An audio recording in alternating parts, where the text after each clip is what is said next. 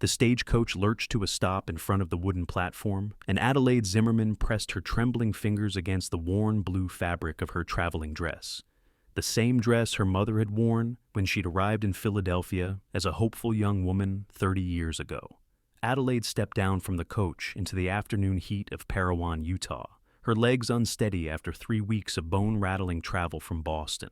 The year was 1876, and the town stretched before her like something from a fever dream. All sun-bleached wood and red dust, mountains rising in the distance like sentinels guarding secrets she couldn't begin to guess. She clutched her single carpet bag tighter, feeling the weight of her mother's silver locket nestled against her collarbone beneath the high collar of the blue dress. The fabric had faded over the years, but her mother had insisted Adelaide take it when she'd made the terrifying decision to answer an advertisement for a mail-order bride. "You'll need luck where you're going," her mother had whispered from her sickbed, her voice already thin with the consumption that would take her 3 months later. "This dress brought me to your father. Let it bring you to happiness, too." Now her mother was gone, buried in a pauper's grave because Adelaide couldn't afford anything better on a seamstress's wages, and her father had drunk himself to death years before that. The dress was all she had left of either of them, along with a faded daguerreotype she kept wrapped in brown paper at the bottom of her bag. Adelaide scanned the handful of people gathered near the general store, searching for the man whose letters had been her only comfort during the long journey west, Fletcher Emerson. He'd written with careful penmanship about his ranch, his horses, his hope for a family. His words had been spare but kind, and when she'd written back explaining her circumstances, he hadn't judged her poverty or her desperation. He'd simply sent money for passage and told her he'd be waiting. A tall figure separated itself from the shadow of the mercantile, and Adelaide's breath caught. The man walking toward her moved with an easy confidence that spoke of someone comfortable in his own skin. He was lean and sun-bronzed, probably in his late 20s, with dark hair that curled slightly at his collar and eyes the color of winter sage. He wore dusty work clothes, a leather vest over a chambray shirt, and boots that had seen hard use. When he stopped in front of her and removed his hat, she saw the weathered lines at the corners of his eyes, the kind that came from squinting into too many sunrises. "Miss Zimmerman." His voice was deeper than she'd expected, rough around the edges but not unkind. "Yes." Adelaide's own voice came out barely above a whisper. "Mr. Emerson?" "Fletcher." He nodded, his gaze moving over her face with an intensity that made her cheeks warm. Then his eyes dropped to her dress, and something flickered across his expression. He went very still. "That dress," he said slowly. "That's quite something." Adelaide looked down at herself, suddenly self-conscious. The blue fabric was old-fashioned now, she knew, with its fitted bodice and simple skirt, lacking the bustles and elaborate trim that had become popular in recent years. "It was my mother's. I know it's not much, but it's all I have that's suitable for meeting you. I can make myself new things once I'm settled. I'm a good seamstress, I promise you that, and I can make do with whatever fabric you might spare." Fletcher shook his head quickly. "No, you misunderstand me. That fabric." He reached out as if to touch her sleeve, then pulled his hand back, remembering propriety. "I've seen that exact shade before, that particular blue. It's just a dress." Adelaide felt defensive now, protective of this last piece of her mother. "It was a hot day in late July, 5 years back," Fletcher said, his voice taking on a distant quality. "I was 18, thought I knew everything, decided to break this big gray stallion my father had warned me away from. Horse threw me, and I landed bad, broke my leg in 2 places. I was out on the South Range, nobody around for miles. I dragged myself to what shade I could find, but I knew I was in trouble. It was over 100 degrees, and I couldn't walk." Adelaide listened, confused about where this story was leading. "I must have passed out," Fletcher continued. "When I came to, there was this woman kneeling beside me. She was Paiute, probably in her 50s, and she was tearing strips of fabric from her shawl to bind my leg. The fabric was that exact blue, that exact shade. She got me stable, then rode for help. By the time my brothers found me, she was gone. My father asked around, tried to find her to thank her properly, but nobody knew who she was. Some of the Paiute families in the area said they'd heard of a woman who traveled alone, who helped people when they needed it, but she never stayed anywhere long enough for anyone to know her name." He looked back up at Adelaide's face. That blue saved my life. I've never forgotten it. And here you are, wearing the same color, stepping off a stagecoach into my life." He smiled then, slow and genuine. "That's the luckiest fabric I've ever seen." The words hung in the air between them, and Adelaide felt something shift in her chest. She'd expected awkwardness, perhaps disappointment when he saw her plain face and worn clothes. She hadn't expected this, a connection forged before they'd even spoken, tied up in the threads of her mother's dress. "I don't believe in luck," she said quietly, "but I believe in kindness, and I believe in trying to make something good out of whatever we're given." Fletcher's smile widened. "Then, we're going to get along just fine." He gestured toward a wagon hitched nearby. "The ranch is about an hour's ride. We'll stop at the church tomorrow if you're willing. Reverend Miller's expecting us.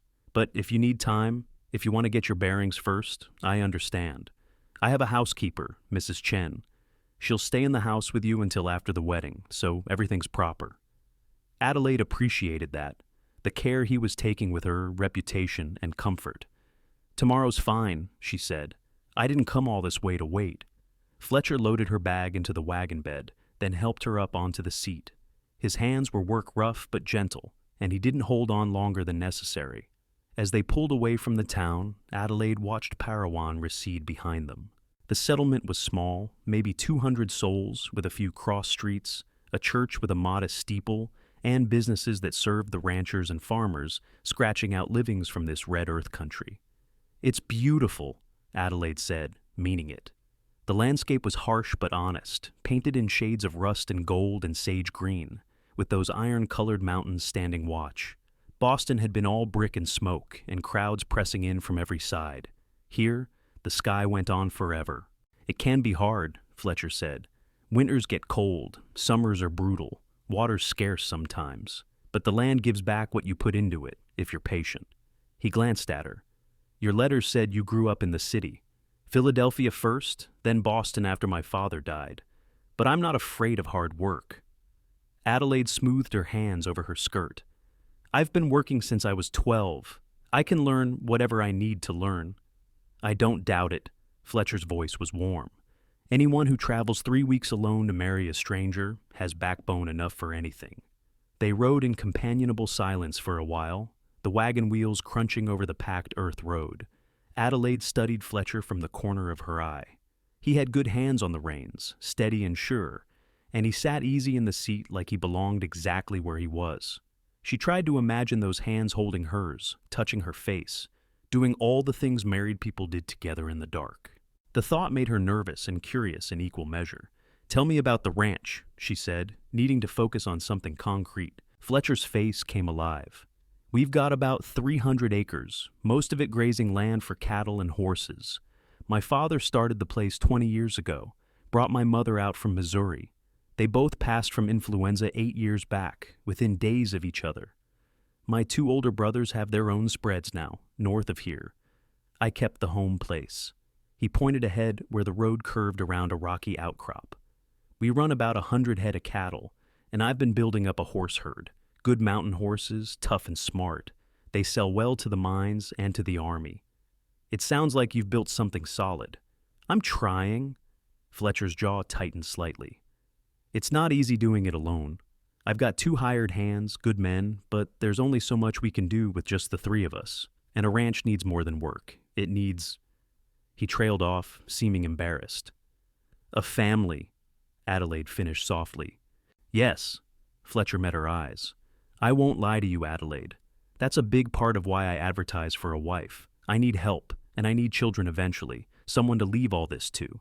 But I want you to know, I don't expect you to be just a workhorse. I want a partner, someone to talk to at the end of the day, someone to build a life with, not just a working arrangement." Adelaide's throat felt tight. "That's what I want too. I've been alone since my mother died. Before that, really, because she was sick for so long. I want to belong somewhere again. I want to matter to someone." "You'll matter," Fletcher said quietly. "I promise you that." The ranch came into view as they crested a low rise. The house was single-story, built of wood that had weathered to silver gray, with a covered porch across the front and a stone chimney rising from one end. It wasn't large, but it looked well maintained, solid. Outbuildings clustered nearby, a barn, a stable, a chicken coop, what might be a smokehouse.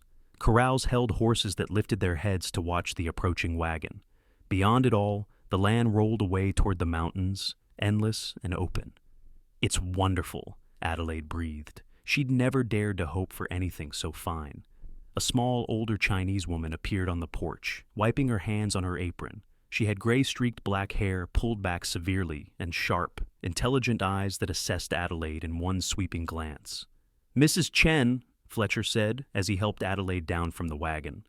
"This is Adelaide Zimmerman, my bride-to-be."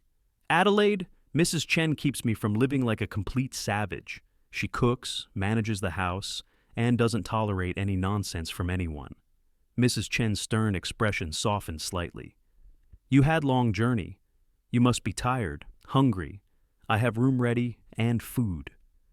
"Thank you," Adelaide said gratefully. "That's very kind." Mrs. Chen took Adelaide's bag before Fletcher could reach for it. "Men have no sense about women's things," she said firmly. "I show you. You rest. Wedding tomorrow is soon enough for everything else." Adelaide followed Mrs. Chen inside, acutely aware of Fletcher watching them go. The interior of the house was simple but clean, with good furniture that showed careful craftsmanship. The main room held a stone fireplace, a worn sofa, and a table with 4 chairs. Doorways led off to what must be bedrooms and a kitchen. Mrs. Chen led her to a small bedroom at the back of the house. It held a narrow bed, a washstand, a chest of drawers, and a window that looked out toward the mountains. This was Fletcher's sister's room before she married and moved to California. "Tomorrow you move to big bedroom with Fletcher. Tonight, you sleep here, I sleep on sofa. Everything proper." "Thank you," Adelaide said again. She set her mother's locket carefully on the washstand. "Mrs.?" Chen's eyes went to the dress, and something flickered in her expression. "That blue is very lucky color," she said quietly. "Brings protection, long life. Good you wear it tomorrow." "That's what Fletcher said, about it being lucky." "Fletcher is good man," Mrs. Chen said. "He works hard, treats people fair. You could do much worse." She paused. "You could do worse than this place, than him." "I know." Adelaide met the older woman's eyes. "I'm not here because I had better choices, but I'm here to make the best of this choice. I'll be a good wife to him." Mrs. Chen nodded, seeming satisfied. "I bring you water for washing, then food. You rest."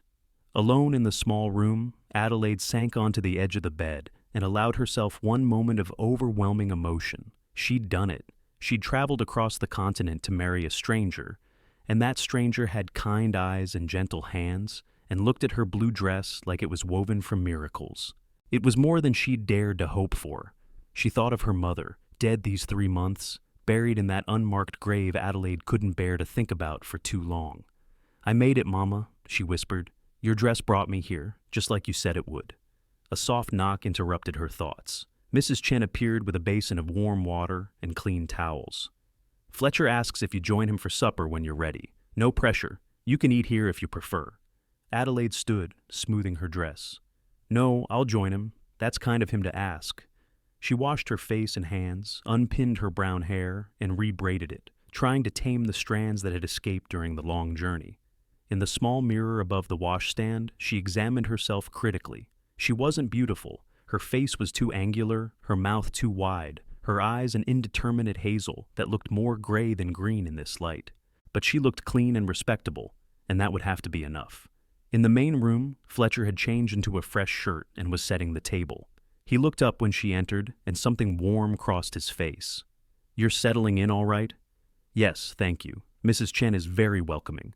She's been with us since I was 16. When my parents died, she could have gone anywhere, but she stayed." Fletcher pulled out a chair for Adelaide. "I don't know what I would have done without her." Mrs. Chen emerged from the kitchen carrying dishes of food, roasted chicken, potatoes, greens cooked with bacon, fresh bread. It was a feast compared to the thin soups and hard biscuits Adelaide had eaten for months before leaving Boston. Her stomach growled audibly, and she felt her face flush. Fletcher grinned. "Don't be embarrassed. After that journey, you've earned a proper meal." He served her generous portions, then filled his own plate. They ate in silence for a few minutes, Adelaide too hungry to maintain polite conversation. The food was delicious, and she couldn't remember the last time she'd felt so satisfied. Finally, she set down her fork and found Fletcher watching her with an expression she couldn't quite read. "What?" she asked, self-conscious. "Nothing bad," he assured her quickly. "I'm just thinking how strange this is. This morning, I woke up alone, like I have every morning for years, and now you're here, and tomorrow you'll be my wife, and everything's going to be different. Does that frighten you?" Fletcher considered the question seriously. "A little," he admitted. "But mostly it feels right, like something that should have happened already." He hesitated. "Can I ask you something personal?" Adelaide nodded, her heart beating faster. "What made you decide to do this? To answer my advertisement?" Fletcher's voice was gentle. "Your letters said you were alone, that you needed a fresh start. But there must have been other options. A woman with your skills could have found work, maybe eventually married someone in Boston." Adelaide looked down at her hands, folded in her lap. "The truth is ugly," she said quietly. "I don't want to start our marriage with lies, but I don't want you to think poorly of me either." "I won't." Fletcher's voice was firm. "Whatever you tell me stays between us." Adelaide took a breath. "After my mother died, I had nothing. I'd been caring for her for 2 years, and I'd lost my position at the dress shop because I couldn't work regular hours. I found cheaper work in a factory, but the wages barely covered a room in a boarding house and 1 meal a day. I was losing weight I couldn't afford to lose, and winter was coming." She made herself meet his eyes. "A man at the factory, a floor supervisor, he started paying attention to me. He was married, had 4 children. He offered to set me up in a room, buy me nice things, if I would be available to him when he wanted." Fletcher's expression darkened, but he said nothing. "I was so hungry," Adelaide whispered, "so tired, and for one terrible moment, I considered it. I stood there looking at this man, who smelled like machine oil, and saw me as something to use, and I thought about saying yes." She swallowed hard. "But I couldn't. I couldn't become that. So I went to the library instead, and I looked through newspapers until I found your advertisement. You wrote that you wanted a decent woman, someone honest and hard-working, and I thought, I can be that. I am that. So I spent my last money on postage and paper, and I wrote to you." The silence stretched out. Adelaide kept her eyes on the table, waiting for Fletcher to tell her to get back on the stagecoach tomorrow, to find some other fool to take in a woman who'd almost become a kept mistress. "Look at me," Fletcher said softly. Adelaide raised her eyes. "You did nothing wrong," he said firmly. "You were desperate, and some bastard tried to take advantage of that, but you didn't let him. You found another way, a brave way." He reached across the table, and after a moment's hesitation, took her hand. His palm was warm and calloused against hers. "I'm glad you wrote to me. I'm glad you came here. And I promise you, Adelaide, you'll never be that hungry or that desperate again. Whatever else happens between us, you're safe here." Tears burned in Adelaide's eyes. She blinked them back, not wanting to cry on her first night. "Thank you," she managed. "Nothing to thank me for." Fletcher squeezed her hand gently, then released it. "We'll look after each other. That's what marriage is supposed to be." Mrs. Chen appeared to clear the dishes, shooing them both away from the table. "You talk," she ordered. "I clean. Tomorrow is big day. You both need rest soon." Fletcher led Adelaide out to the porch. The sun was setting, painting the sky in shades of gold and pink and deep purple. The air had cooled with the fading light, and Adelaide drew in a deep breath of it, tasting dust and sage and something green she couldn't name. "I wanted to talk to you about tomorrow," Fletcher said, "about the wedding night." Adelaide felt heat rush to her face, but she kept her gaze steady. "Yes?" "I know what's expected," Fletcher said carefully. "And I know we need to consummate the marriage for it to be legal. But I don't want you to be afraid of me. If you need time to get comfortable, to know me better, I can wait." Adelaide considered this. She appreciated his consideration, but she also knew herself. "I'm not afraid," she said slowly. "I'm nervous because I don't know what to expect. But waiting won't make me less nervous, just more anxious." She made herself look at him directly. "If you're patient with me, if you're kind, I think it will be all right." Fletcher nodded. "I can do that." His voice was rough. "I'll be gentle, I promise." They stood together in the gathering darkness, not touching, just sharing the space. Adelaide felt the strangeness of this, standing beside a man who would be her husband in less than a day, who would have rights to her body and her life. But she also felt something else, a tentative warmth, the beginning of trust. "Tell me something about yourself," she said. "Something that wasn't in your letters, something real." Fletcher thought about it. "I'm afraid of failing," he said finally. "My father built this ranch from nothing, and my brothers are both doing well in their own places. Sometimes I wake up at 3 in the morning and think about all the ways this could fall apart. A bad winter, a disease in the herd, an injury that leaves me unable to work. And I think about how much my father gave up to make this place, and how I'm responsible for keeping it going, and it feels like too much." Adelaide heard the vulnerability in his voice. "That's why you need a partner," she said softly, "so you don't carry all of it alone." "Yes." Fletcher turned to face her. "I know I'm asking a lot from you. This life isn't easy, but I'll work as hard as I can to make you happy here. And I'll work to make you happy too," Adelaide said. "That's what we're promising tomorrow, isn't it? To try?" "Yes," Fletcher smiled. "To try." Mrs. Chen called from inside that it was getting late, that Adelaide needed rest after her journey. Fletcher bid her good night with a polite nod, and Adelaide went to her small room, her heart feeling both lighter and heavier than it had in months. She lay awake for a long time, listening to the unfamiliar sounds of the ranch, horses moving in the corrals, the distant yip of coyotes, wind sighing through whatever trees grew nearby. The bed was comfortable, far better than the sagging mattress in her Boston boarding house. But comfort wasn't what kept her awake. It was the knowledge that tomorrow she would become Adelaide Emerson, that this strange, kind man would become her husband, that her entire life was changing in ways she couldn't predict or control. She touched the blue fabric of her dress, hanging from a hook on the wall. "Thank you, Mama," she whispered into the darkness. "Thank you for the luck." Morning arrived too quickly and too slowly at once. Adelaide woke to the sound of roosters and found Mrs. Chin already bustling around the kitchen. The older woman fed her breakfast, insisted she bathe in the big copper tub in the kitchen, and helped her pin up her hair in a more elaborate style than Adelaide usually managed on her own. "You are a pretty girl," Mrs. Chin said firmly, as if arguing with someone who had claimed otherwise. "Fletcher is lucky man." Adelaide wasn't sure she believed that, but she appreciated the kindness. She put on her mother's blue dress, fastened the silver locket around her neck, and looked at herself in the mirror. She looked nervous but determined, which was probably accurate. Fletcher appeared in a dark suit that looked like it had been made for someone slightly broader through the shoulders, probably his father's. He'd shaved and slicked back his hair, and he looked young and serious and handsome in a rough-hewn way that made Adelaide's stomach flutter. "You look beautiful," he said quietly.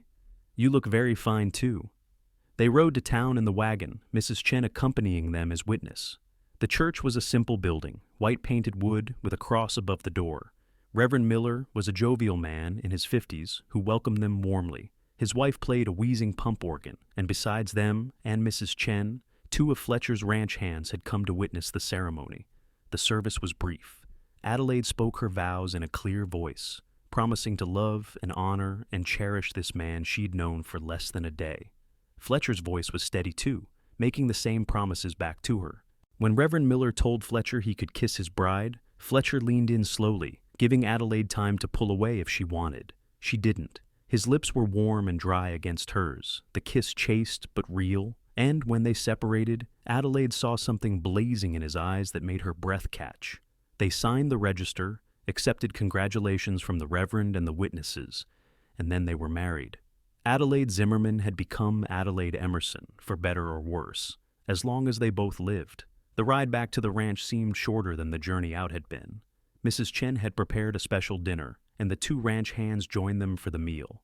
They were brothers, Tom and George Sanford, lean and weathered men in their 40s who treated Fletcher with obvious respect and Adelaide with courteous welcome.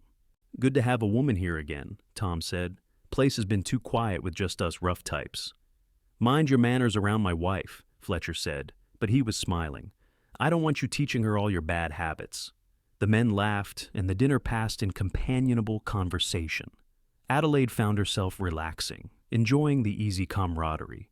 This was what she'd hoped for, a place where she belonged, where people were glad to have her.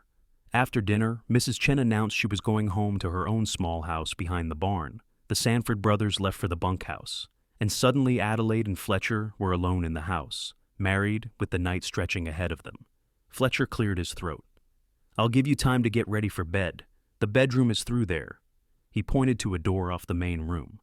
"I'll be out here for a bit, just checking that everything's secure." Adelaide nodded, grateful for the privacy. In the bedroom, she found her bag already unpacked, her few belongings tucked into the drawers of a massive oak dresser. A nightgown she'd made for herself, plain white cotton with a modest neckline, lay across the bed.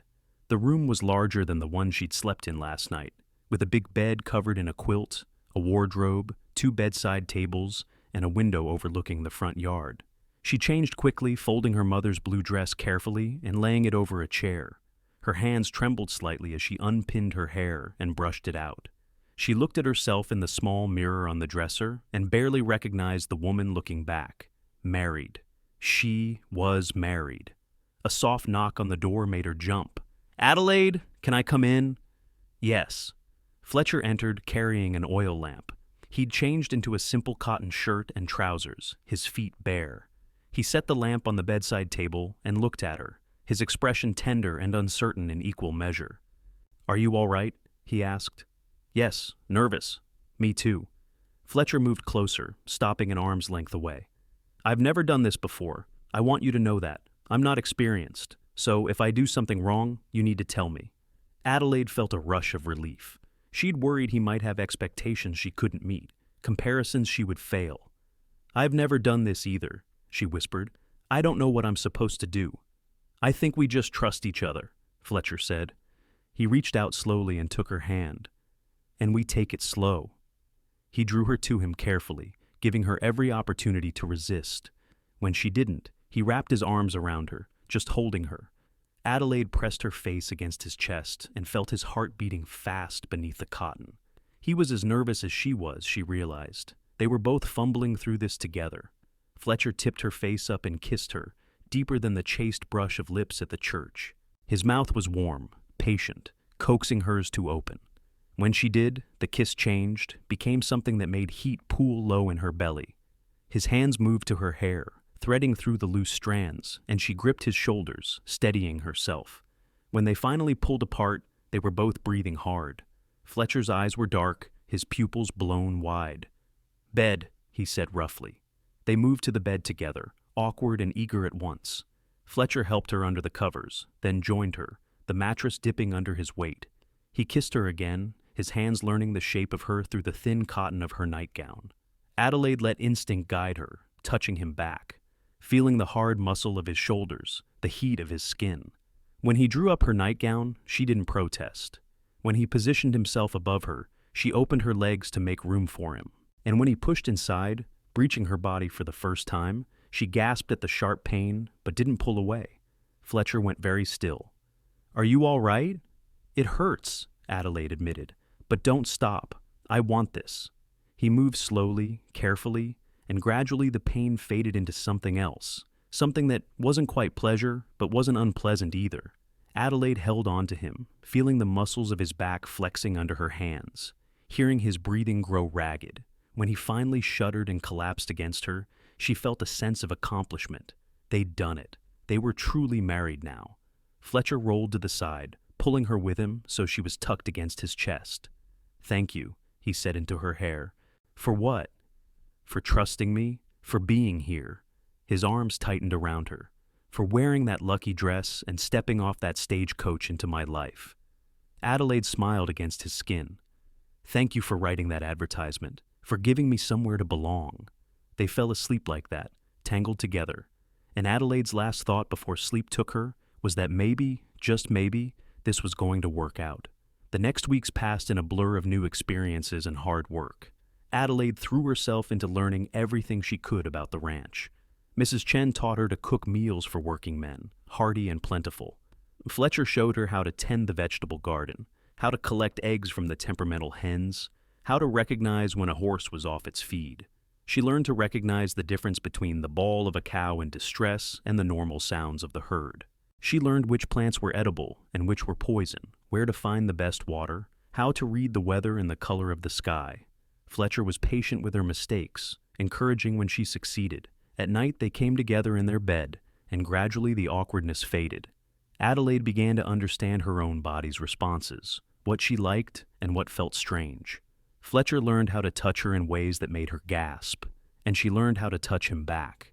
It wasn't the grand passion of the romantic novels she'd sometimes read, but it was real and warm, and theirs. 6 weeks after their wedding, Adelaide realized her monthly bleeding hadn't come. She waited another week, afraid to hope, before telling Fletcher one evening as they sat on the porch watching the sunset. "I think I might be with child." Fletcher's head whipped around. "Are you sure?" "Not certain, but I'm late and I've been feeling queasy in the mornings." A slow smile spread across Fletcher's face. "That's wonderful. You're happy?" "Of course I'm happy." He pulled her into his lap, wrapping his arms around her waist. "You're happy, aren't you?" Adelaide thought about it. A baby. She'd be a mother. The idea was terrifying and thrilling at once. "Yes," she said. "I'm happy." But happiness in the Wild West was always tempered by hardship. In late October, a week of cold rain swept through, turning the roads to mud and the ranch into a sodden mess. Fletcher and the Sanford brothers worked from dawn to dusk, moving the cattle to higher ground, ensuring none of the animals were caught in the sudden flash floods that could roar down the canyons without warning. On the third day of rain, Fletcher didn't come home at sunset. Adelaide paced the house, trying not to let worry consume her. Mrs. Chen made soup and assured her that the men were probably just delayed, that they'd be home soon. By full dark, Adelaide couldn't stand waiting anymore. She pulled on Fletcher's spare oilcloth coat and a pair of his boots, ignoring Mrs. Chen's protests, and went to the barn to saddle a horse. She'd been practicing her riding, and while she wasn't confident, she could stay on well enough. She was leading the mare out of the barn when she heard horses approaching. Fletcher appeared out of the darkness, his face pale in the lamplight, cradling his left arm against his chest. "I'm all right," he said before Adelaide could speak. "Just took a fall. Horse spooked at lightning, threw me into a ravine." But he wasn't all right. His arm was clearly broken, the wrist bent at a sickening angle. Adelaide got him into the house, sent Tom Sanford racing for the doctor in town, and tried to keep Fletcher comfortable until help arrived. The doctor, a gruff man named Patterson, set the bone while Fletcher gritted his teeth, and Adelaide held his good hands so tight she was afraid she'd hurt him. Patterson splinted the arm and warned that it would be at least 6 weeks before Fletcher could use it properly, possibly longer. "You're lucky," Patterson said bluntly. "Could have been your neck instead of your wrist." After he left, Adelaide helped Fletcher to bed. He was gray-faced with pain, despite the laudanum the doctor had left. "I can't believe I was so stupid," he muttered. "Should have known better than to be out in a lightning storm." "You were trying to save the herd," Adelaide said firmly. "That's not stupid. But now I can't work, and it's coming on winter. There's so much to do, and the Sanfords can't handle everything alone." "Then I'll help." Adelaide's voice was steady. "Tell me what needs doing, and I'll do it." "You're pregnant. You can't be hauling hay and fixing fences." "I'm 6 weeks along, not an invalid, and we don't have a choice." She smoothed the hair back from his forehead. "We're partners, remember? That means we carry the load together." Over the following weeks, Adelaide proved herself. She learned to throw hay bales to the cattle, to mend tack, to help the Sanford brothers with the 100 daily tasks that kept a ranch running. Her body grew stronger, muscles appearing in her arms and shoulders. Her hands, which had been soft from city life, developed calluses, and the baby growing inside her seemed unbothered by the work, her belly just beginning to show a slight curve beneath her skirts. Fletcher watched her with something like awe. "I don't know how I got so lucky," he said one night as she rubbed liniment into his sore shoulders. "Lucky fabric," Adelaide teased. "Remember? I'm serious." Fletcher turned to face her. "You could have gotten back on that stagecoach any time in these past months. Could have decided this life was too hard, that I wasn't worth it. But you stayed. You're building this with me." Adelaide cupped his face in her hands. "Where else would I go? This is my home. You're my family. This baby is our future." She kissed him softly. "I'm not going anywhere." Winter came hard that year. Snow piled up in the yards and drifted across the roads, cutting them off from town for days at a time. The cattle clustered near the barn, bawling for the hay the men hauled out twice a day. The horses grew thick winter coats and stood with their backs to the wind. And inside the house, Adelaide and Fletcher created their own warmth. Fletcher's arm healed slowly. By Christmas he could use it again, though it ached in cold weather. Adelaide's pregnancy progressed steadily. By February her belly was undeniably round, and the baby's movements kept her awake at night. Mrs. Chen fussed over her, making sure she ate enough, didn't work too hard, rested when she needed to. Spring arrived in fits and starts, warm days followed by late snowstorms. And on a soft April morning in 1877, Adelaide went into labor. Mrs. Chen sent Tom Sanford for the doctor and the midwife, then settled in to help Adelaide through the hours of pain. Fletcher paced the main room like a caged animal until Mrs. Chen took pity on him and let him come into the bedroom to hold Adelaide's hand. "This is your fault," Adelaide panted during a contraction, gripping Fletcher's hand hard enough to make him wince. "I know," Fletcher said. "I'm sorry. You're doing great. I'm never doing this again. Whatever you say." But when the baby finally came, slipping into the midwife's waiting hands with a furious wail, Adelaide forgot every moment of pain. The midwife cleaned the baby quickly and placed him in Adelaide's arms, and she looked down at the red-faced, squalling little person and fell completely in love. "A son," Fletcher said, his voice thick with emotion. "We have a son." They named him Thomas, after Fletcher's father, with James as a middle name for Adelaide's father. He was a healthy baby, strong-lunged and hungry, with a shock of dark hair and eyes that would eventually turn the same sage green as Fletcher's. The ranch settled into a new rhythm. Adelaide learned to nurse the baby while supervising the butter churning, to rock him to sleep while planning meals, to carry him on her hip while she scattered grain for the chickens. Fletcher discovered he could repair tack one-handed while holding his son, could do paperwork with a sleeping baby on his chest, could function on broken sleep and still get the work done. When Thomas was 6 months old, a drought settled over southern Utah. The streams that fed their grazing land dwindled to trickles. The grass turned brown and brittle. Fletcher made the difficult decision to sell off half the herd before they lost animals to starvation. It was hard. The money from the cattle would see them through, but it felt like failure, like giving up ground they'd fought to gain. Fletcher grew quiet and tense, snapping at the ranch hands over small mistakes, lying awake at night, staring at the ceiling. One evening, Adelaide put Thomas down for the night and went to find Fletcher. He was in the barn, supposedly checking on a mare due to foal, but really just sitting on a hay bale staring at nothing. Adelaide sat down beside him. "Talk to me." "There's nothing to say. The land is dying, and there's nothing I can do about it." "The land isn't dying. It's just waiting for rain." Adelaide took his hand. "This isn't the first drought this country has seen, and it won't be the last. We'll get through it. You don't know that." "Yes, I do." Adelaide's voice was firm. "Because we're stubborn, and we work hard, and we don't give up.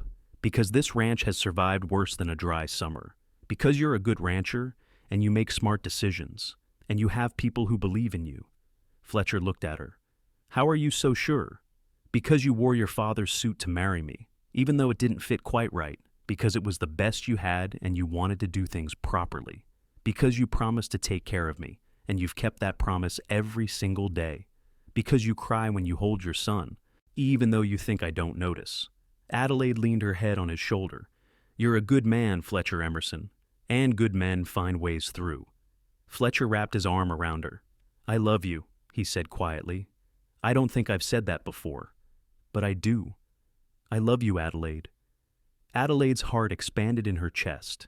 They'd been married over a year, had built a life together, had created a child together, but those words had never been spoken. "I love you too," she whispered. "So much it scares me sometimes."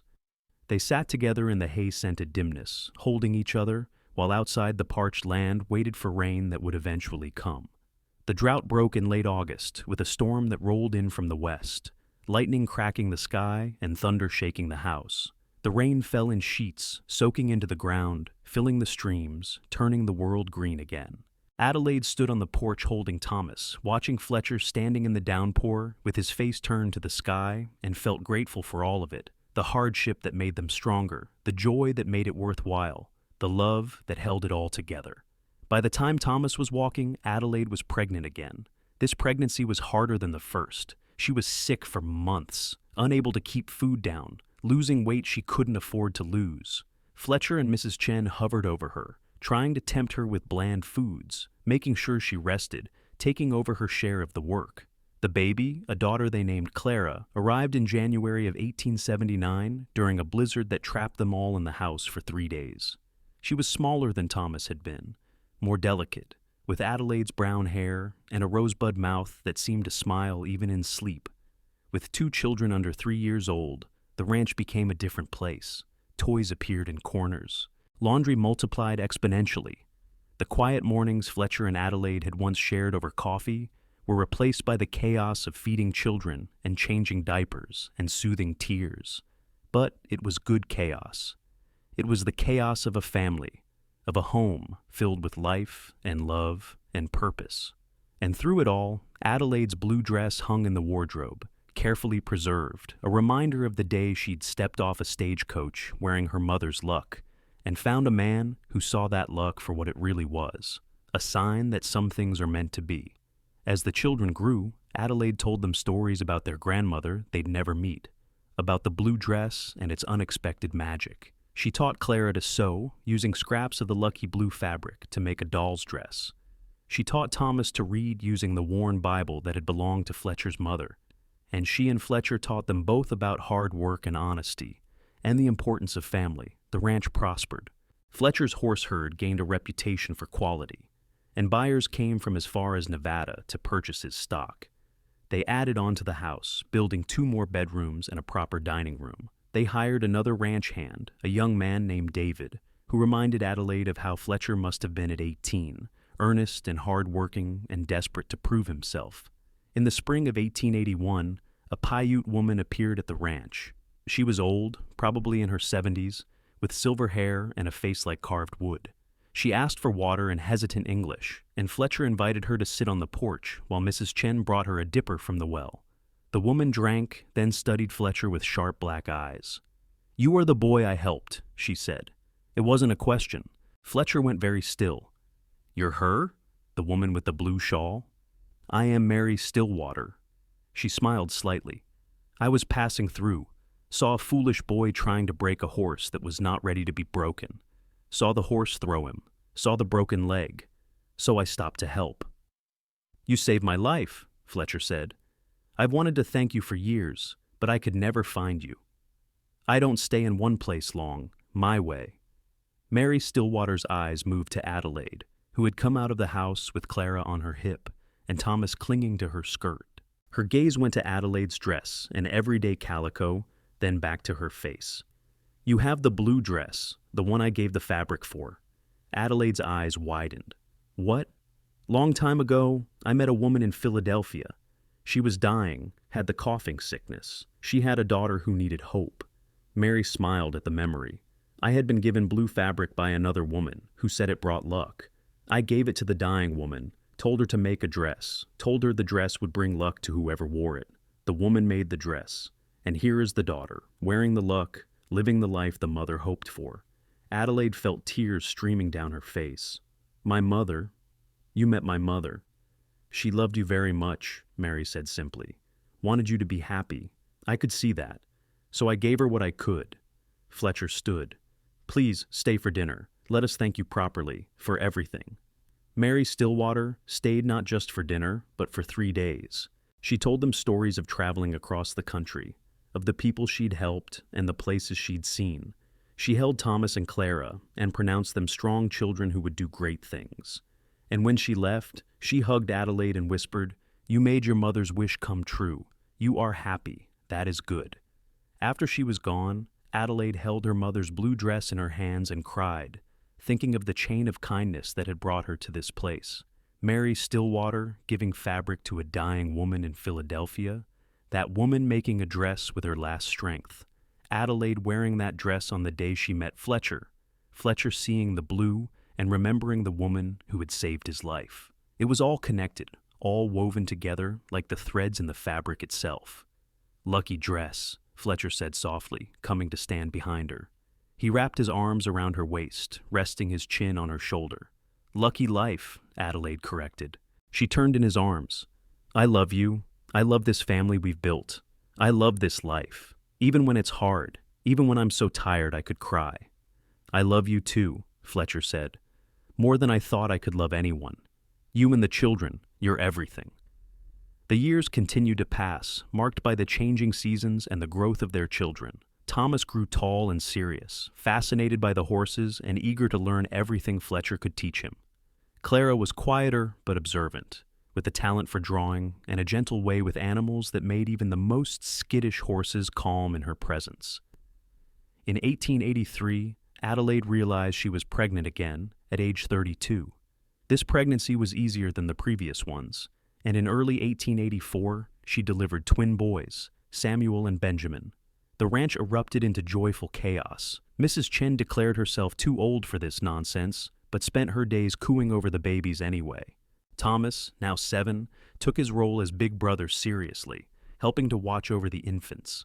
Clara, 5, sang lullabies she made up herself to soothe them when they fussed. Fletcher walked around in a daze of exhausted happiness. 4 children, he said one night, standing at the window watching the sunrise while holding a twin in each arm. We have 4 children, Adelaide. I know.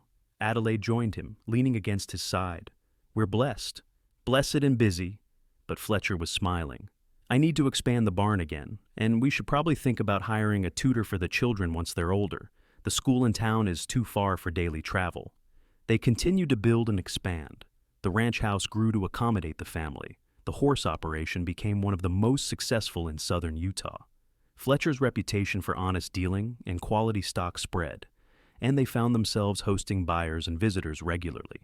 Through it all, Adelaide's blue dress remained carefully preserved. She brought it out on special occasions, wearing it to church on Easter and Christmas, to the rare dances held in town, to the children's baptisms. And every time she wore it, Fletcher would look at her and say, "There's my lucky bride." In 1888, a new challenge arrived. A railroad spur was being built through the area, bringing an influx of workers and changing the character of Parowan. Some ranchers saw opportunity in the railroad, the chance to ship cattle and horses to distant markets. Others worried about outsiders, about land being bought up by wealthy investors from back east, about the old ways disappearing. Fletcher and Adelaide discussed it long into the night. We could make more money with the railroad, Fletcher said. Ship horses to markets we can't reach now. But I worry about what it means for this place, for the kind of life we've built. We can't stop progress, Adelaide said practically. But we can choose how we respond to it. We can hold on to what matters: family, honesty, hard work. The railroad doesn't change those things unless we let it. They decided to work with the railroad, but cautiously. Fletcher negotiated contracts to supply horses to the construction crews, earning good money while maintaining control over his operation. And when a land speculator approached him about selling part of the ranch, Fletcher turned him down flat. "This land isn't for sale," he said firmly. "This is my children's inheritance." Thomas, now 11, overheard the conversation. That night he asked Fletcher, "Will I really have the ranch someday?" Fletcher sat down beside his son. "If you want it, if you're willing to work for it and care for it the way it needs to be cared for. A ranch isn't just property, Thomas. It's a responsibility. It's animals depending on you, land that needs tending, people who rely on you for their livelihood. Are you ready for that?" Thomas considered seriously. "I think so. I want to learn. I want to be like you." Fletcher felt emotion tighten his throat. "Then I'll teach you everything I know, and when you're ready, this will be yours." The twins, Samuel and Benjamin, grew into mischievous 6-year-olds who were impossible to tell apart and took full advantage of it. They swapped places at dinner, claimed the other had committed various crimes, and generally kept everyone on their toes. Clara, now 10, was the only one who could consistently tell them apart, claiming she could see the difference in their eyes. Life settled into a comfortable rhythm. The children grew and learned. The ranch prospered. Fletcher's hair started to show gray at the temples, and Adelaide found laugh lines appearing around her eyes. They were getting older, but they were getting older together, and that made all the difference. On their 15th wedding anniversary in 1891, Fletcher took Adelaide into town for dinner at the hotel restaurant, a rare luxury. Mrs. Chen agreed to watch the children, shooing them out with instructions to enjoy themselves and not worry. In the restaurant, Fletcher reached across the table and took Adelaide's hand. 15 years, he said. Sometimes it feels like yesterday you stepped off that stagecoach. Sometimes it feels like you've always been here.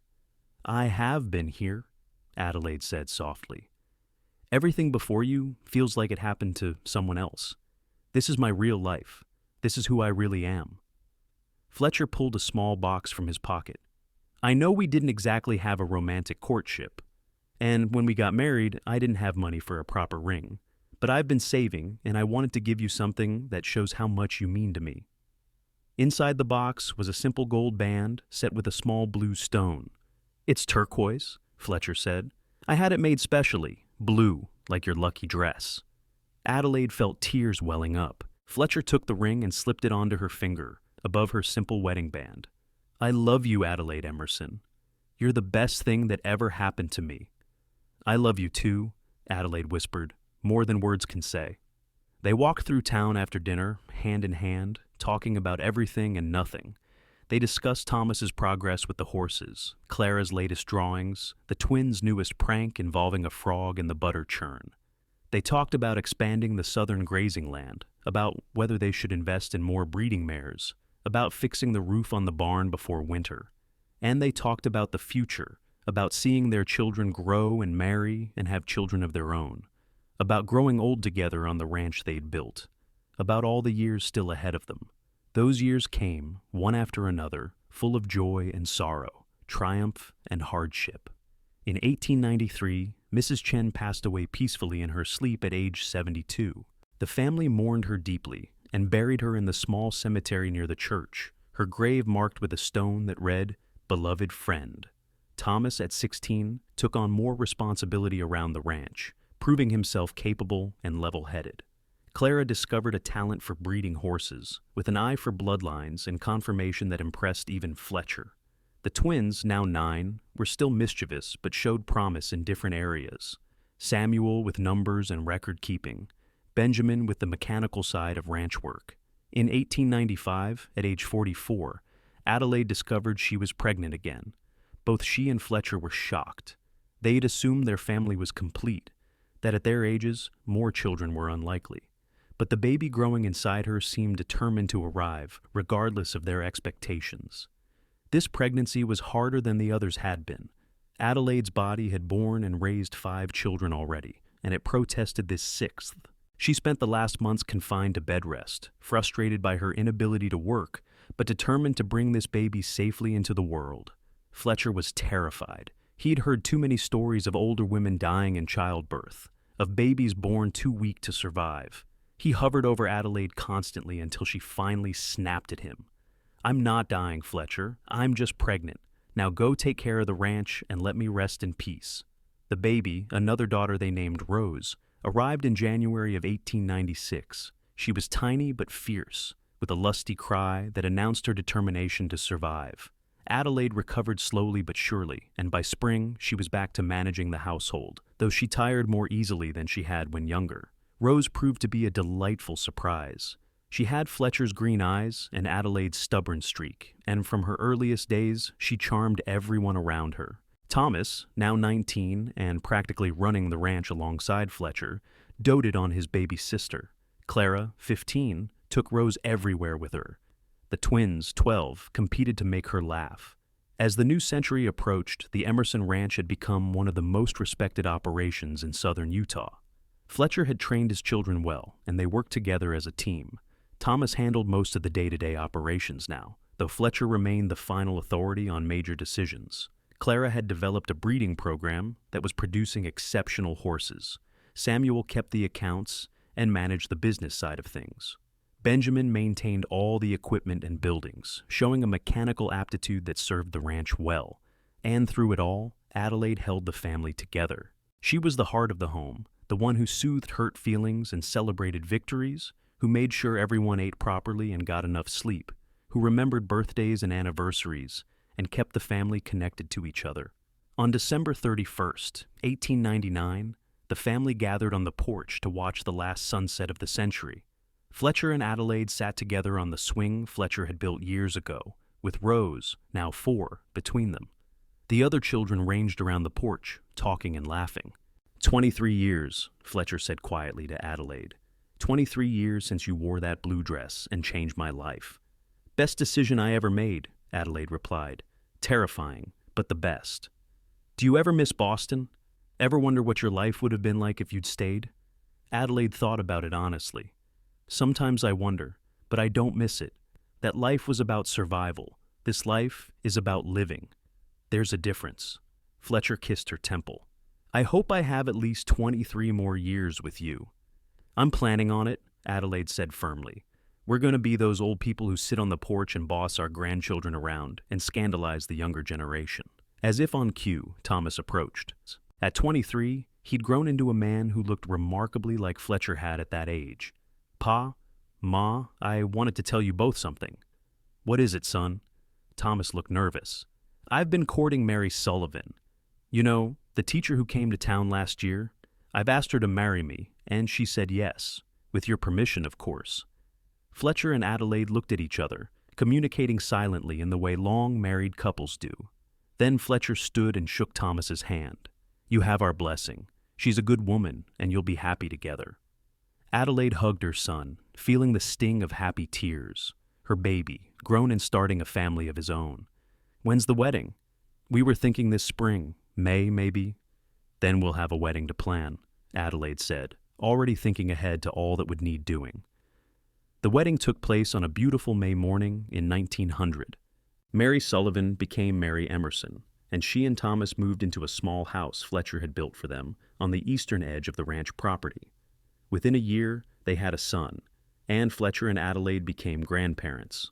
Life continued its forward march. Clara married a veterinarian named Robert Chase in 1902 and moved to a ranch 40 miles north, though she visited often. Samuel went east to study business and returned with new ideas for expanding the ranch's operations. Benjamin married a local girl and took over maintenance of all the ranch's buildings and equipment full-time. Rose grew into a spirited teenager who reminded everyone of Adelaide at that age, determined, creative, and unwilling to accept limitations. She declared her intention to go to normal school and become a teacher, and neither Fletcher nor Adelaide tried to dissuade her. By 1905, Fletcher was 54 and Adelaide 53. They'd lived through more than most people could claim. Droughts and floods, financial panics and boom times, births and deaths, joy and sorrow. The ranch they'd built together employed 6 full-time hands plus various part-time workers. Their children were grown and thriving. They had 4 grandchildren with more on the way. One evening in late summer, Adelaide brought out the blue dress. She hadn't worn it in several years, saving it for special occasions. But tonight, for no reason except nostalgia, she put it on. The dress was old now, nearly 35 years since her mother had sewn it. The fabric was thin in places, the seams showing wear. But it still fit. And when Adelaide walked into the main room wearing it, Fletcher looked up from his newspaper and smiled the same smile he'd given her that first day. "There's my lucky bride," he said. "Still lucky after all these years?" "Luckier every day." Adelaide sat beside him on the sofa they'd bought 10 years ago to replace the one his parents had owned. "Do you remember what you said that first day? About the woman who saved you, about how she wore blue fabric like my dress?" "Of course. Do you think Mary Stillwater knew that it was all connected, that the fabric would bring us together?" Fletcher considered it. "I think she knew fabric doesn't have magic on its own, but kindness does, generosity does. One person helping another, that ripples out in ways we can't predict. Your mother received kindness when she was dying. She passed it on by making you that dress. You wore it and reminded me of another kindness. And all of those connections brought us here." He took her hand. "So maybe the dress is lucky. Or maybe kindness is the real luck. And the dress just helped us recognize it." Adelaide leaned against his shoulder. "I like that."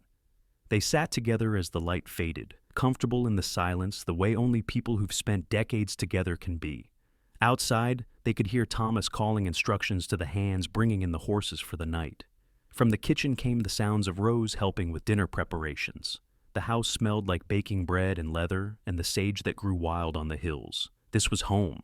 This was family. This was the life Adelaide's mother had wished for her when she'd sewn that blue dress with dying hands. And it had come true, every bit of it and more. Fletcher and Adelaide lived many more years. They saw all their children married and settled. They watched their grandchildren grow and had the joy of holding great-grandchildren. The ranch continued to prosper under Thomas's management, with his siblings all contributing their skills and energy to the family enterprise. Adelaide passed away peacefully in 1922, at age 70, sitting in the porch swing on a summer evening, watching the sunset with Fletcher beside her. Her last words were, "It was a good life. Thank you for sharing it with me." Fletcher lived another 3 years, long enough to see Rose graduate from normal school and begin her teaching career, long enough to see Thomas's oldest son take on major responsibilities around the ranch, long enough to know that everything he and Adelaide had built would continue for generations. When he died in 1925, at age 74, he was buried beside Adelaide in the cemetery near the church, their matching headstones bearing the inscription, "Together Forever." The blue dress passed to Clara, who kept it carefully preserved. She eventually gave it to her daughter, who gave it to hers, and it became a family heirloom, passed down through generations of Emerson women. Each daughter heard the story of Adelaide stepping off a stagecoach in 1876 wearing her mother's dress, of Fletcher seeing it and recognizing luck when it appeared before him, of the life they built together through hard work and love and determination. The ranch itself continued for over 100 years, eventually growing to encompass over 1,000 acres and becoming a registered historic property. But it all started with one woman brave enough to travel across a continent to marry a stranger, one man wise enough to see luck when it arrived wearing blue fabric, and the love they chose to build together, one day at a time. Their story became legend in Parowan, told and retold through the generations. The details might have changed in the telling, but the heart of it remained true. That sometimes luck is just another word for love, and sometimes love arrives when you're brave enough to wear your mother's dress and step off a stagecoach into an unknown future. And sometimes, if you're very fortunate, that unknown future becomes the home you never knew you were searching for. The blue dress itself eventually grew too fragile to wear, but it remained in the family, carefully stored and brought out only for the most special occasions. On the ranch that Fletcher and Adelaide built, their great-great-great-grandchildren still work the land, raise horses and cattle, and tell the story of how it all began with a mail-order bride who wore lucky blue fabric and a cowboy who was wise enough to recognize that luck when he saw it. The mountains still stand watch over the red earth country. The seasons still turn in their endless cycle, and love still finds a way to bloom in the harsh beauty of the Utah high desert, just as it did on that long-ago day in 1876, when Adelaide Zimmerman became Adelaide Emerson and discovered that home isn't always a place you come from, but sometimes a place you choose to build with someone who sees you, truly sees you, and decides you're exactly what they've been waiting for.